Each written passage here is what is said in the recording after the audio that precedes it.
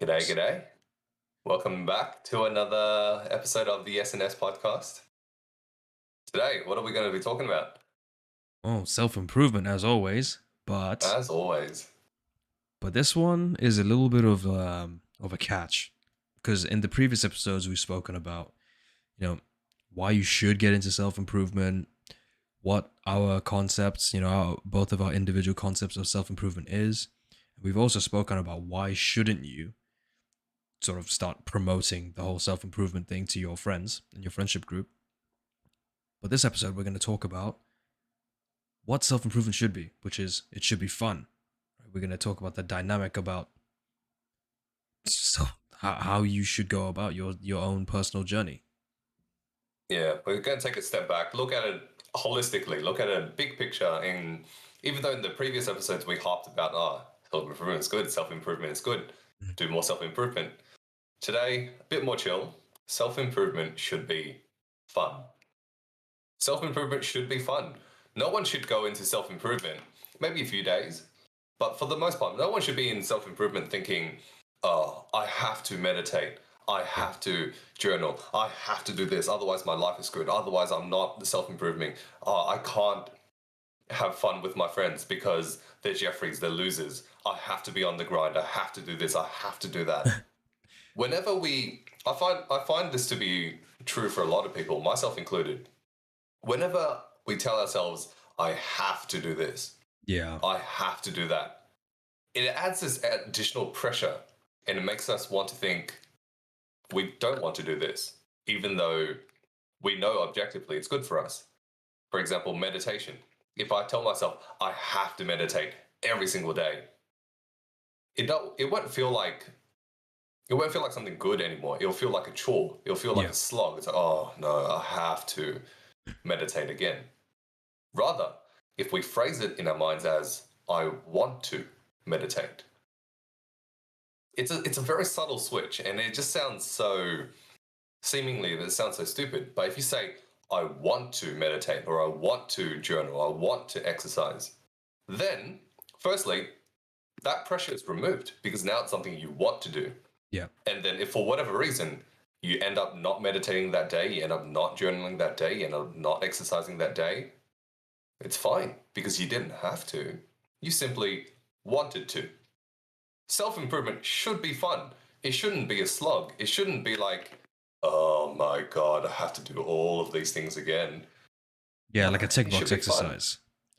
That's Hmm. the thing. That's actually been my biggest struggle when initially I got into the whole routine. And you'd think, oh yeah, coming from the military background, routine should be like a piece of cake for me. But what actually like this is the thing about creating routines. Two routines can be almost identical in its nature, but they'll never be the same because your personal experience of that routine is very different to the other person's. So when you're getting into something new, you have to recalibrate. And it's almost like when you live by a tick box exercise, specifically when it comes to this whole concept of, okay, self improvement, just think of big box, self improvement, and then all the habits, your habit tracker, and you just list them off, boom, boom, boom. So meditate, workout, diet, hydration, read, go for a walk, touch grass, take a picture in scenery, or talk to my parents, whatever it is, right? Because it's such a vague concept. But when you're when you're living by this box, right? It's almost like living Groundhog Day, and that's what I found initially. My struggle with getting into this routine was like because it was literally just like reset, hard reset, and I actually felt as though I wasn't making progress, even though I was, because that's the beauty of routine. The more you practice something, the better you get at it. But when you practice it, the fundamental aspect that makes you sort of yield, or the fundamental aspect that yields greater rewards in terms of, sort of like padding your stats or buffing your skills, the XP boost, so to speak, is how much you enjoy it. And it got to a point initially where I was like, I was getting sick and tired. Like with 75 hard, for example, there are days where I just cannot be bothered to go to the gym because my joints ache, right? Even with me being under the weather, I found ways to keep myself moving, right? So that way I'm still ticking ticking the box of physical activity. But what's got me through it is I'm doing stuff that I enjoy. So I'll go for a walk, I'll go into the garden, I'll stretch, maybe I'll practice some handstands, right? But I'm not doing anything crazy to exert myself. That keeps me rolling over.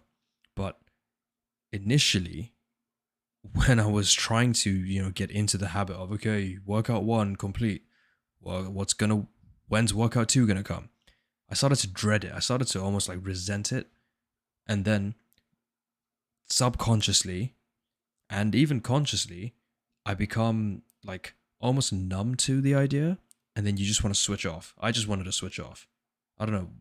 Did you feel anything similar with, you know, getting into a monotonous routine? Yeah. It's like you said, after a while, you start resenting it. And Mm. I found myself in my life, my motivation, my discipline, everything comes in waves. And even within the waves, there are smaller waves.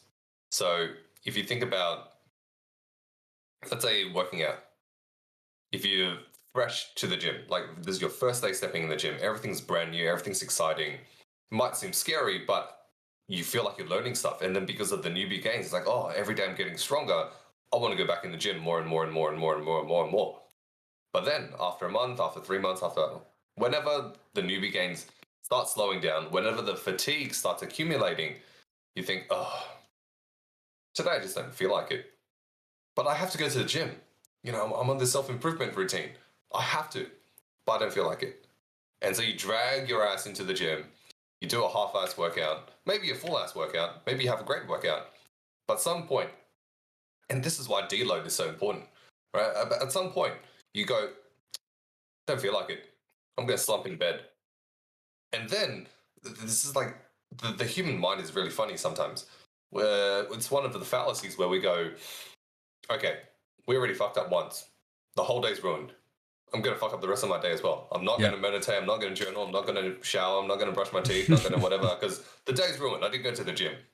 Oh, because my first day's ruined. My whole week is ruined. Nah, fuck it. This week is slump week. And then because you Yep. had a whole week of lack of momentum, the next week, even though you're like, oh, you tell yourself at the start of the week, oh, I'm gonna take a week off. And the second week is like, I'm already tired. I didn't sleep well. And you start making excuses for yourself. And then it Yeah. becomes the second week, third week. And then that cycle, previously was peaking, now it comes crashing down because you didn't take the time to deload. And when we say deload, it's not just the gym, it's all aspects of life. Whenever you start feeling burnt out, deload proactively. When you feel the first inkling of potentially burning out, take it easy. Don't force yourself through. I know there's the opposing mindset of, oh, you gotta hustle hard, you gotta grind, grind, grind, grind, grind, you gotta hustle, hustle, hustle, hustle, hustle. And that might get you through a short stretch of time. Or actually, where it will be applicable is where there is a end in sight. So when you're at a marathon, you'll notice is every time you observe a race, in the last stretch, in the last leg of the run, everyone is sprinting. People will say, oh, that's so stupid. In a marathon, you're supposed to pace yourself.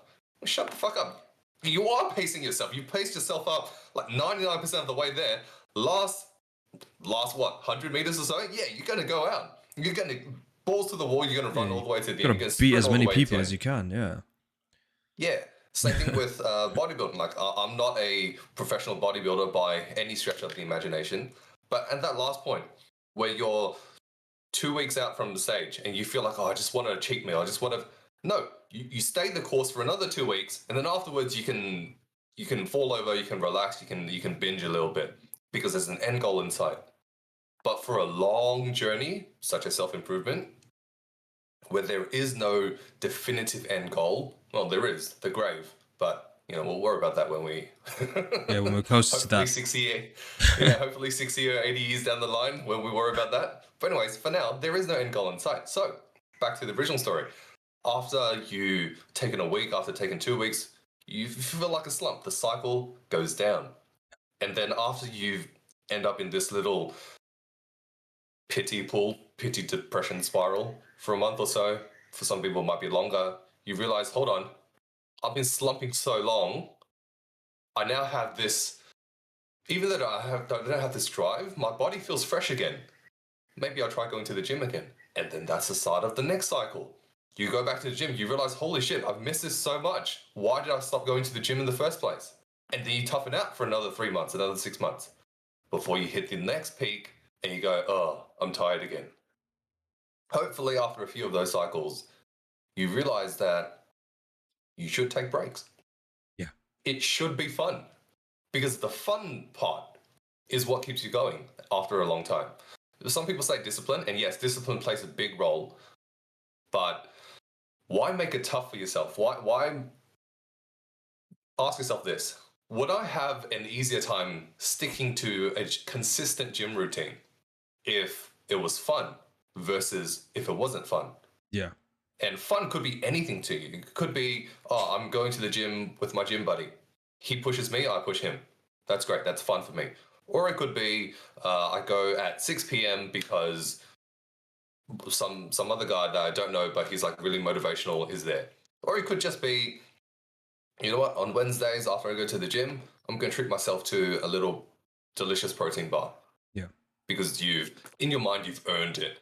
And yes, it's not optimal, but it's fun and it keeps you going in the long term.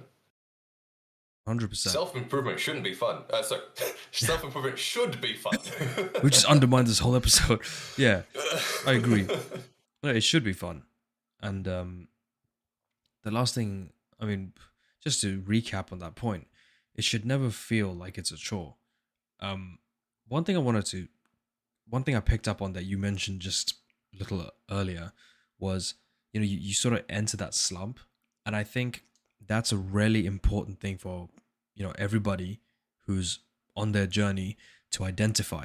It's really important that when you reach that point where it's almost like, how would you explain it? Like it's similar to like a burnout sensation where you're just like, I don't want to do this anymore.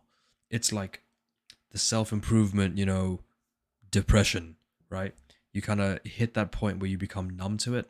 That's like that's where you implement essentially progressive overload, right? But what's also really important is to identify when you need to sort of step things up and change things up a little bit. So like a classic example is with calisthenics.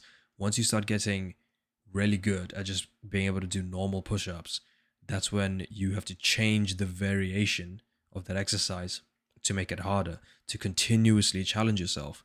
But at the same time, when you're reaching a point where you've pushed past that initial threshold, now you're like breaking the seal that's nearing on the verge of exhaustion. That's when you need to learn to back off and then take a break. There's nothing wrong with taking like the weekend off, or even taking a week off from intensive training. Change it up.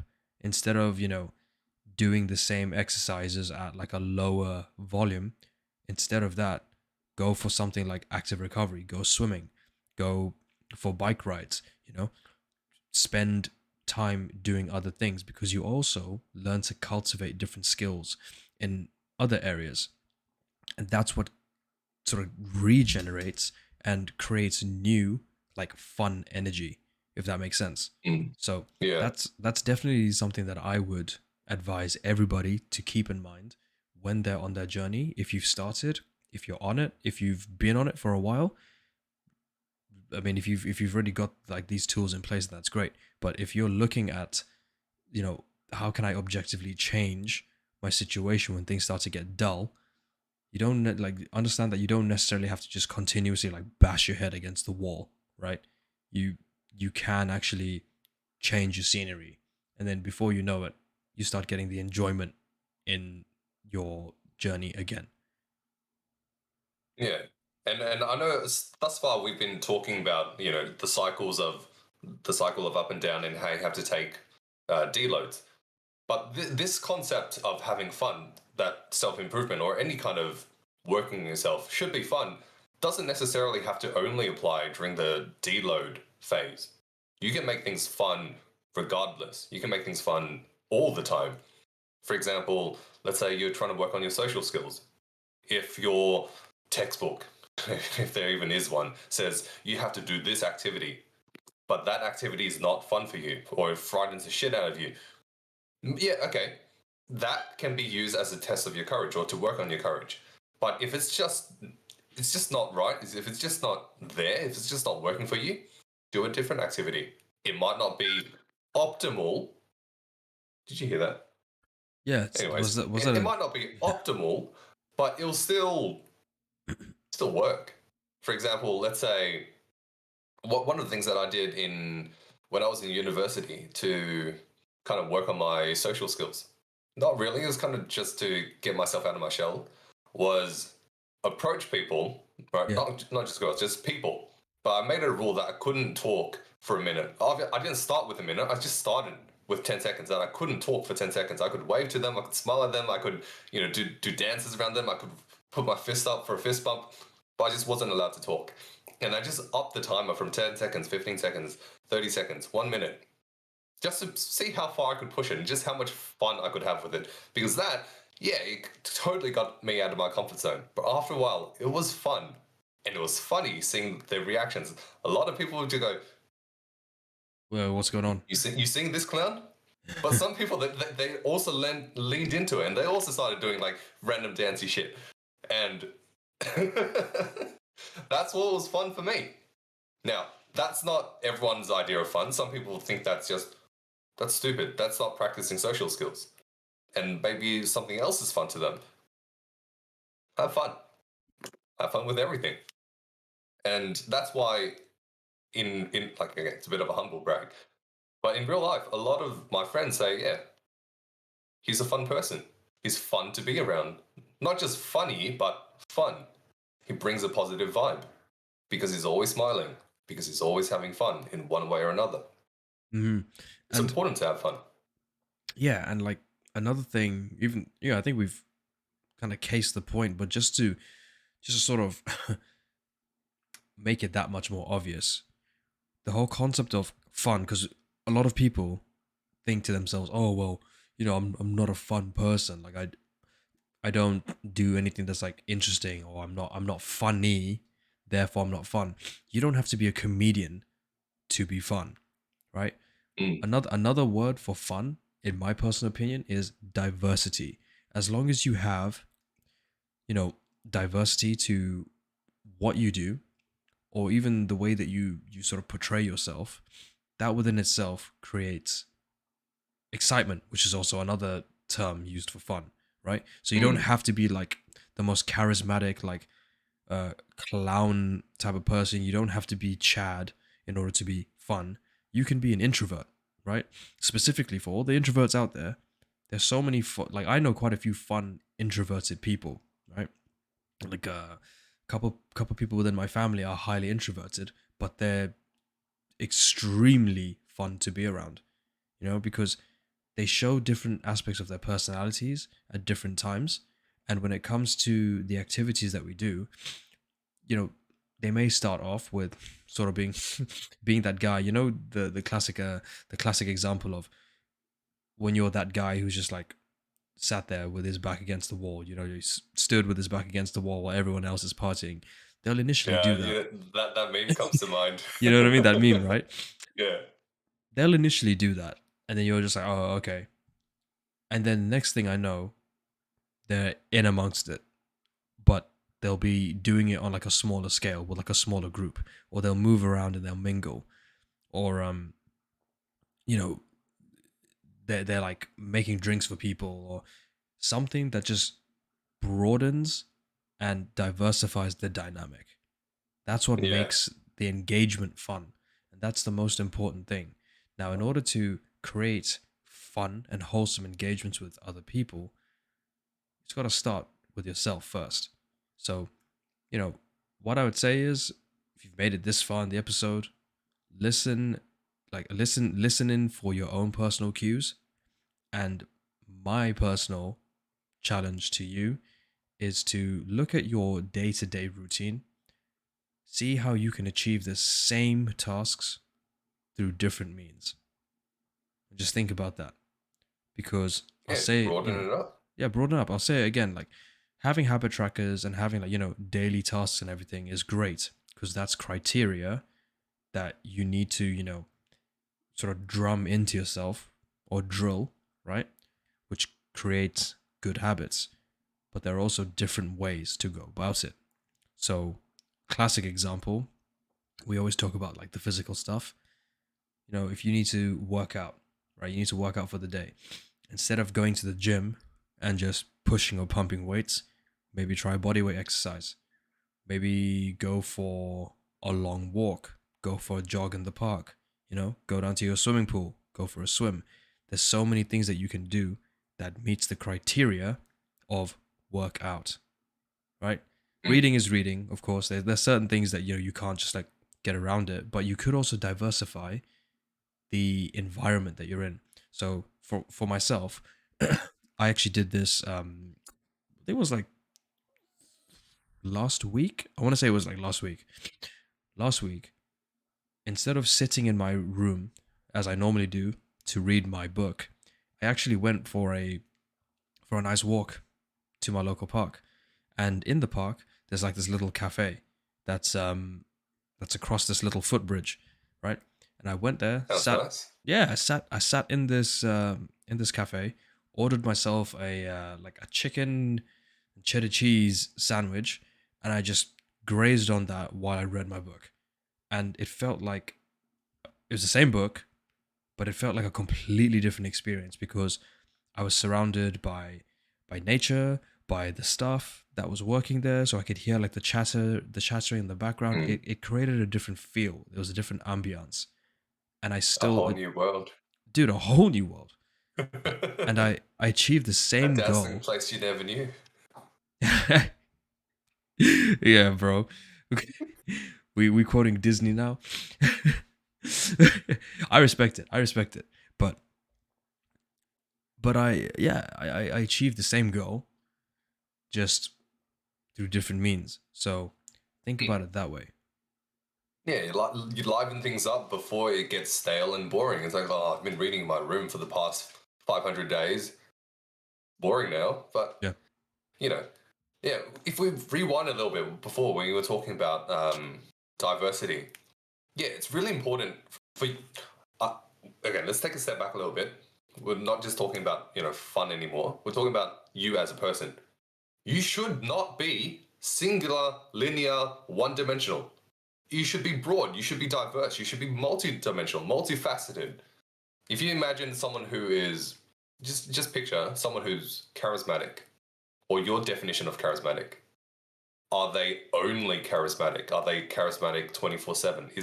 Are they using that single persona the entire time? Chances are probably not, because that is what adds the emotional spikes. Mhm. That is what adds the diversity, the multidimensionalness. That's not a word. It adds more dimension to them.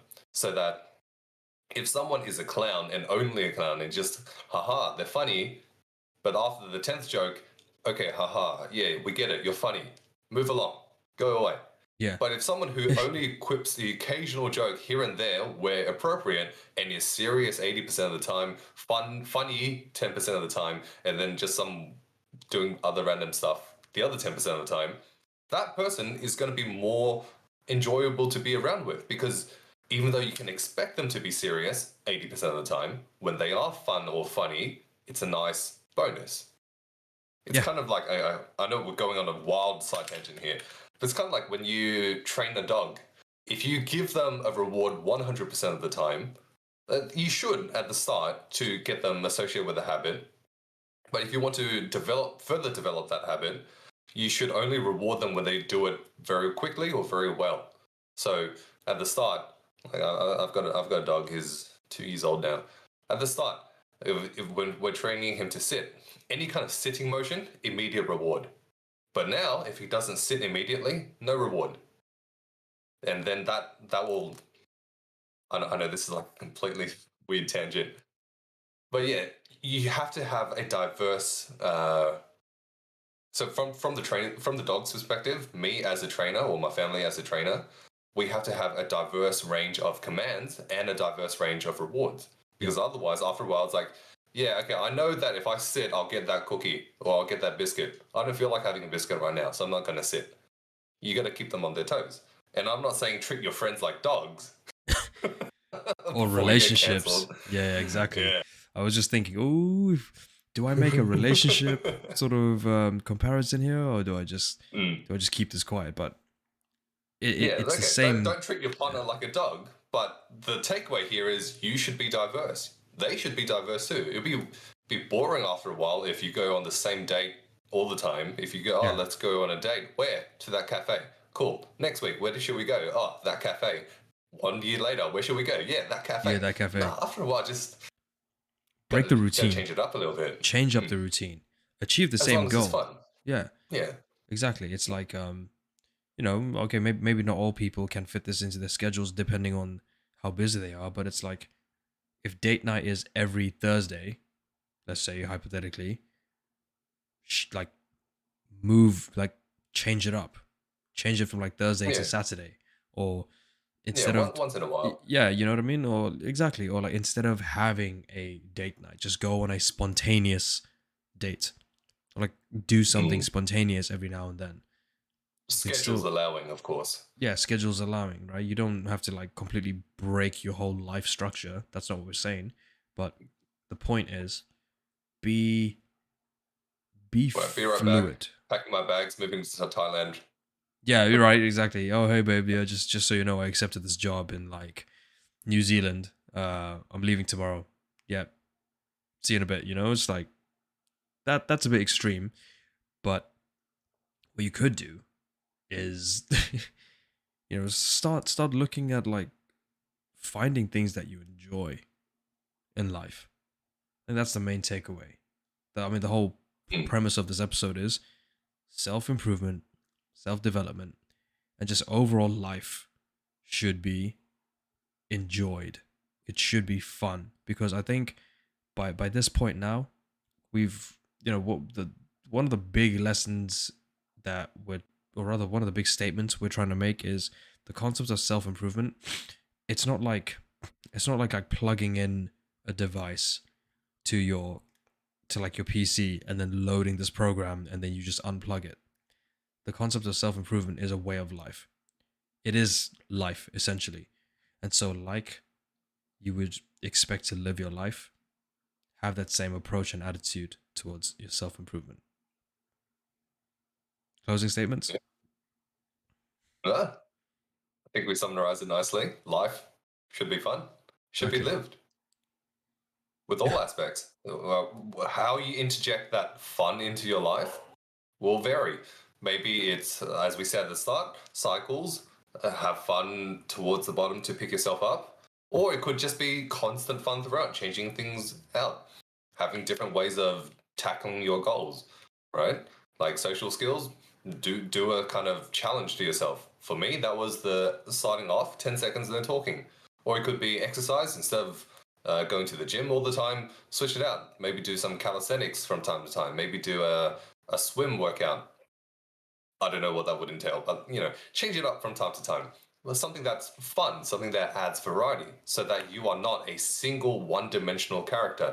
Work on all aspects of yourself, because as we mentioned in one of our, might have been our second episode, I think, self improvement isn't individual silos, it is one holistic thing that encompasses each one of those aspects. So it's not like, okay, today I'm focusing on social skills, I can ignore the rest of my life. Today I'm focusing on physical health, I can ignore the rest of my life. No, all of that, bumped my microphone there, all of that comes together as you, as a package. I can't just pick and choose which aspects of you that I'm interacting with or that someone else is interacting with. They are interacting with you as a package, not just, oh, I want to have the social aspect of you. Doesn't work that way. They're interacting with you. It's not like a GTA where you pick and choose your facial hair, your body type, your this, your Yeah. that. It's No, not like Build a it's you Bear. as a package. Yeah, exactly. Exactly. So yeah, I think that's the main the main the main point is just be genuine, be authentic, have fun with the Mm, process. Understand that it doesn't have to be the same thing day in day out. if it works for you, sure, by all means, go ahead with it. Some people just operate that way, okay, and Mm. that's fine too. But if you're someone who finds that you're reaching a point of burnout or you're plateauing, instead of falling back into negative habits and patterns, go about doing the same thing, just slightly different. And that's okay too, you know? It's like it's okay to also feel like you want to take things a little slower. You don't have to be making huge, massive gains all the time in whatever field of life, you know? Um, it's it's okay. Just enjoy the process. And that's yeah, I think that's where we're gonna leave it tonight. What one other Yeah. thing I want to say. So I don't know if I've mentioned it before on the podcast, but in every description window with each episode that's uploaded to my YouTube channel, I have a Discord server that has been up for a couple months now. We're still fine tuning things. I know quite a few people have messaged me about it, and you're interested in sort of learning more about the military side of things. If you are interested in sort of just interacting more with me there, click the link or click the link in the description and introduce yourself, you know, interact with the people there. We've got a small community that's steadily building up, but come in, say hi, put your questions across there. Alternatively, you can also message me and talk to me directly on Instagram. Sam, do you have your socials that you want to plug? I've got nothing to plug. I've got my YouTube channel, and that's about it. Spear QA. And yeah, if you guys, I don't have a Discord channel, but if you guys join SK's Discord channel, maybe you can post a question there and we can address it in a future podcast episode. That's it. All right, guys. Yeah, That's it for that's it from us tonight. today. Enjoy.